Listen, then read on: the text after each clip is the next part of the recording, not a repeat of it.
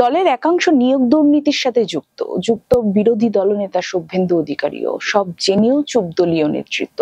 তাই মানুষের কাছে ক্ষমা চেয়ে কান ধরে উঠবোস করলেন পূর্ব মেদিনীপুরের তমলুক পৌরসভার তৃণমূল কাউন্সিলর পার্থসারথী মাইতি।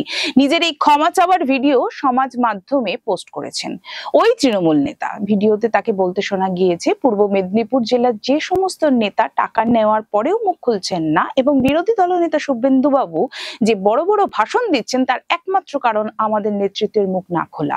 তাদের হয়ে মানুষের কাছে আমি ক্ষমা চাইছি। উল্লেখযোগ্য, এসএসসি নিয়োগ দুর্নীতি নিয়ে চাপে রয়েছে তৃণমূল। টাকার বিনিময়ে চাকরি বিক্রি করেছে শাসক দল। তৃণমূল কাউন্সিলর দাবি করছেন 2016 সালের পর থেকে ওই জেলায় তৃণমূলের একচ্ছত্র নেতা যিনি ছিলেন তার নেতৃত্বে বিক্রি হয়েছিল চাকরি। বিজেপিতে যোগদানের আগে পূর্ব মেদিনীপুরের তৃণমূলের মূল চালিকা শক্তি ছিল অধিকারী পরিবার, অর্থাৎ শুভেন্দু অধিকারী। তমলুক পৌরসভা তৃণমূল কাউন্সিলর যে রাজ্যের বর্তমান বিরোধী দলনেতাকেই নিশানা করছেন, একথা বুঝতে কোনো অসুবিধা নেই।